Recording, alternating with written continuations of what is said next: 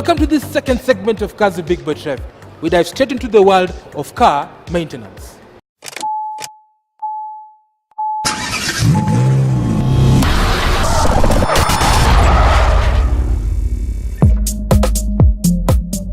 First service. If you've just imported or bought your car, you need to start caring for it as soon as possible if you want to have trouble-free driving for the next few years. Today, we talk about what you need to do when you embark on your first service of your car. Before you start servicing, take your car to your trusted mechanic or dealer to do for you a thorough mechanical and electrical inspection to ascertain the health of the vehicle. They will initially take it to the pit where the suspension and drivetrain will be checked for wear and tear, especially the bushes, arms, shock absorbers, and etc. Electrical inspection is done by inserting an onboard diagnostic kit that checks the function of the key engine sensors like airflow, fuel system, exhaust, and many others. Once inspection is done, the mechanic will compile a report indicating the condition of the vehicle and systematically itemize items to be replaced in long term. Initial service kit. As the new owner of the vehicle, it is important to open the file for your car, aggregating service costs from the start. The first service normally is a major service that involves oil and lube change, replacement of oil, ATF and air filters, spark plugs, cleaning of key sensors and brake pads. This service will last you ideally 6 to 8 months and is quite costly. Better safe than sorry. Replacement of shock absorbers. If the mechanic insists on changing your shocks, then insist on buying reputable heavy-duty shocks from Rob's Magic and Oriel. Cheap shocks will only work for a few months and deteriorate afterwards after 1 year. You will need to increase your ride height, then get heavy-duty springs and not spacers. They affect the center of gravity, and in case you get into an accident, the insurance investigators will not pay you if they discover the spacers were fitted on your car. Body treatment.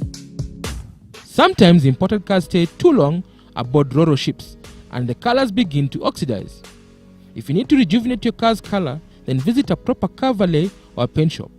They will buff your vehicle using anti-oxidation rubbing compound, and your car will come out brand spanking new. Tires. Imported cars come with winter tires which wear out faster in our local conditions.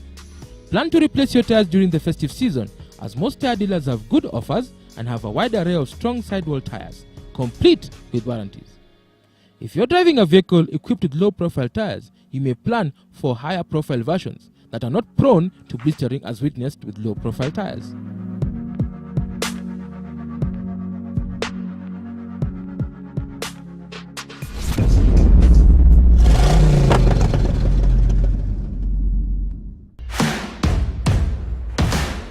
So welcome to Yamaha Assembly Plant. So this is where we assemble all our motorbikes. Wow. Yeah. I never knew you guys actually had an assembly plant in Kenya. We've had it for a while now. We had a smaller one in 2013, but we upgraded in 2015. This facility, what bikes do you make? We have bikes at different level of breakdown. So for the CKD, which is the complete knockdown bikes, we do them here. That's where the cracks, the taxis, we need to support the government in this job creation, and of course supporting the Big Four agenda. Yeah, critically. So this is very, very important. So I can see here this is the Ndudi that we were talking about earlier. Yes. So it's being assembled locally here? Yes, yes it does.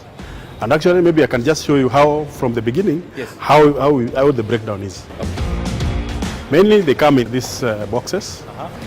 And this box, for each box, is one bike. We do the unpacking, remove them from the boxes, and then we align them for assembly. In one, this is where first you'll see that we have the frame. We do the VIN or chassis number punching here. We also do the installation of the steering bearings. Next stage will be stage 2. And again here we start the installation. So stage 3, quite a number of components. As you can see, we are fitting the shock absorbers and a number of components, the electricals are also being fitted. That is all done in stage 3. Yes. So what's the next stage? So the next stage, of course, is 4, and then 5 and 6. I can just show you the final product. So this is now station 8, and in station 8, we do the final assembly process. Here we are going just to install the seat, the side covers, the headlamp, and the mirrors. And then the bike will be complete. What do they do QC? QC, By the way, what I will show you is QC we have in process, and if you will see on the you'll see marks that are put.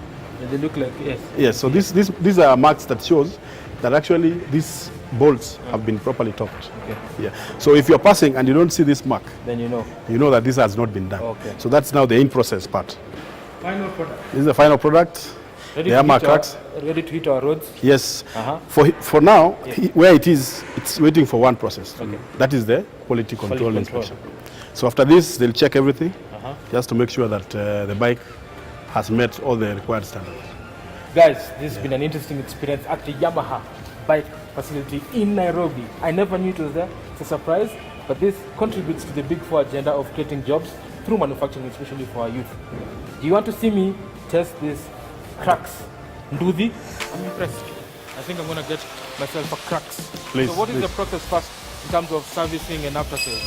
So when you buy a cracks, it's not like you're buying a piece of bread. Yes. You need this bike to be well taken care of. And we have a huge facility all over the country in our networks. We have a mobile van that is used for maintaining the bikes. Okay. So what we do use this for, especially for the fleet customers, is we come to your facility.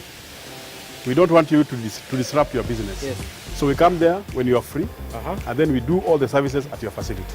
So this one has all the tools? It has all the tools. Now show me the service part. Please come, please come. After sales and service phase. So here we have state-of-the-art tools, and all our technicians are trained by Yamaha to their certificate level, so that they can be able to service all the motorbikes that we have. We have an overload of information. If you're looking for a bike, please just come to Yamaha. They're situated along Uhuru Highway next to Toyota Kenya, and see if you can choose the best bike for you. I myself have taken a cracks. I want to get into the border business and see if I'm going to make any profit. 70 kilometers to the liter, that's amazing. I want to test it out. But I want to thank first Mr. Juma for being such a good host. Please tell the audience if we need to come to Yamaha, what you need to do. So Yamaha, we rev your hearts. We are not just going to sell you a bike, we are selling you an experience. If you come to Yamaha, especially if you are a border operator, the first thing is we'll do the registration for you, which we are doing free of charge. We'll give you reflector vest too for you and your passenger, free of charge. We'll give you 2 helmets for you and your rider, free of charge. Kuja Yamaha and get the best deals on wheels. Sasa, can you ride bike? Let's go and ride our bike.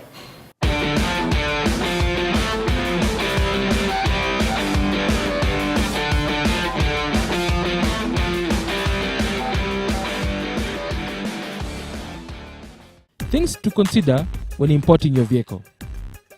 Buying a vehicle is such an emotive process. Before you embark on this, here are some of the key questions you need to ask yourself before starting the whole importation process. Number 1, buying for personal use or resale. Vehicle importation is a high-risk, high-reward venture. If you decide to import several vehicles in order to sell them at a profit, always ensure that you have ready buyers who have already committed into buying your vehicle. If you don't have ready market, then you risk having dead stock and all your money invested in these vehicles remains locked up until the vehicle is sold. If you're buying a vehicle for personal use, then make sure you have the right dealer to handle all your importation eases without any stress. Number 2, does the intended vehicle meet regulatory requirements? Please ensure the vehicle you intend to buy meets all government regulations. For example, the age limit should be 7 years and below. It must be right-hand drive and must be checked and tested by government-appointed quality inspection team. Most importers are aware of Kenya's stringent importation rules and will ensure that your vehicle passes this test. Number 3, cost of importation. Do you save when you import or buy locally? Once you have an idea of the final landed cost, then you'll be able to check whether importing the vehicle will be a cost-effective option. There are a lot of additional charges you need to pay over and above the cost per unit from factories overseas, and this can add up. You want to be able to make a reasonable return on investment after these costs have been considered. Once you've identified your vehicle, then it is time to find out if you can really afford this vehicle. Are you purchasing this vehicle via a bank or SACCO loan? Paying it from savings or a company purchase scheme? Once you've identified which method of purchase is best, then you can proceed to buy your car.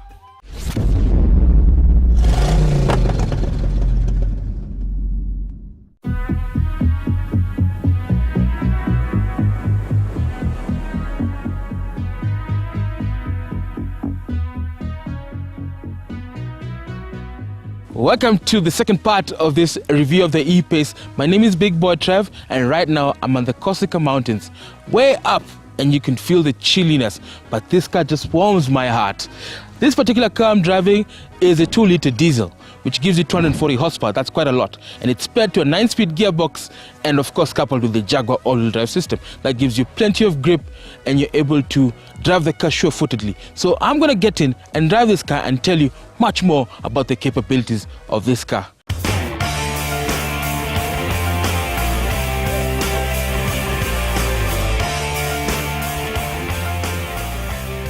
Guys, it's a beautiful day out here in Johannesburg, and I'm sampling the brand new Jaguar E-Pace. This particular car was built out of necessity. By 2025, we expect that 50% of total vehicle sales will consist of crossovers and SUVs.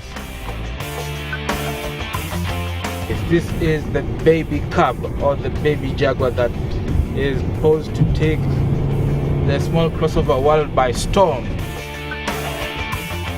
So currently this particular car is up against the Mercedes GLA, the Q3, the BMW X2, and of course the Volvo XC40. Guys, this particular derivative that I'm driving is the P300, the top spec R line. So you can imagine it has all the bells and whistles you can ever think of. This one has 300 horsepower or 221 kilowatts and 430 newton meters of torque. What am I talking about? 0 to 100, 6.4 seconds. Top speed, 155 miles an hour. Rev it, and you have the ZF gearbox quickly shifting, because it sensed that I'm on sport mode, so it will shift gears faster and upwards, of course, so that you're able to derive all the torque, especially from standstill. The Jaguar E-Pace is exclusively powered by the Ingenium engine family. It comes in 2 states of tune, mainly the 184 kilowatt, or if you have more power, the 221 kilowatt version that supplies all the power to the 4 wheels courtesy of a 9-speed gearbox should tickle your fancy. If the Jaguar E-Pace doesn't tick all your boxes, then you might consider getting the German option. The BMW X2 costs 8 million Kenya shillings and has style and substance. But if you don't like that BMW, then you might consider the Mercedes GLC. With prices starting from 7.5 million Kenya shillings, the GLE is a hallmark of the 3-pointed star.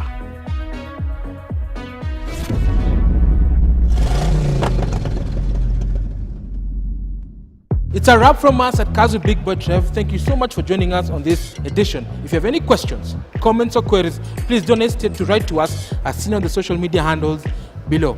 Until next week, be safe and drive safe.